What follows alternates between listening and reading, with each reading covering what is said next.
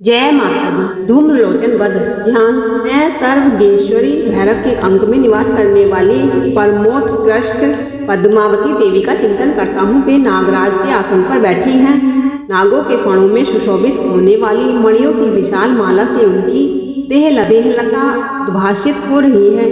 सूर्य के समान उनका तेज है। 3 नेत्र उनकी शोभा बढ़ा रहे हैं। वे हाथों में माला, कुंभ, कपाल और कमल लिए हुए हैं। इस प्रकार देवी का ध्यान करके 6ठे अध्याय का पाठ आरंभ करें। ऋषि कहने लगे, देवी का इस प्रकार का वचन सुनकर दूत क्रोध से लाल होकर वहां से चला आया और दैत्यराज को सब समाचार विस्तार पूर्वक सुना दिया। दूत के वचन सुनकर दैत्यराज क्रोध से आग बबूला हो उठा और दैत्य सेनापति धूम्रलोचन से बोला, हे धूम्रलोचन, तुम तुरंत अपनी सेना साथ लेकर जाओ और उस दुष्टा के केस पकड़कर घसीटते हुए बलपूर्वक यहाँ ले आओ। उसकी रक्षा करने के लिए यदि कोई दूसरा सामने आए, वह चाहे देवता, यक्ष या गंधर्व ही क्यों न हो, उसे भी अवश्य मार डालना। ऋषि बोले, शुंभ की यह आज्ञा पाकर धूम्रलोचन दैत्य 60,000 असुरों की सेना लेकर चल पड़ा। वहां पहुंचकर उसने हिमालय पर रहने वाली देवी को देखा। अरे तू शुंभ और निशुंभ के पास चल। यदि इस समय प्रसन्नता पूर्वक मेरे स्वामी के समीप नहीं चलेगी तो मैं बलपूर्वक चोटी पकड़कर घसीटते हुए तुझे ले चलूंगा। देवी बोली, तुम्हें दैत्यों के राजा ने भेजा है। तुम स्वयं भी बलवान हो और तुम्हारे साथ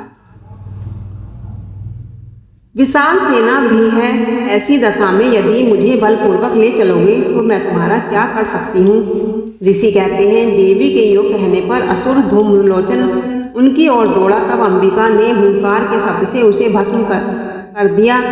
फिर तो क्रोध में भरी हुई दैत्यों की विशाल सेना और अंबिका ने एक दूसरे पर तीखे बाणों, शक्तियों तथा फरसों की वर्षा आरंभ कर दी। इतने में ही देवी का वाहन सिंह क्रोध में भरकर भयंकर गर्जना करके गर्दन के बालों को फटकारता हुआ असुरों की सेना में कूद पड़ा।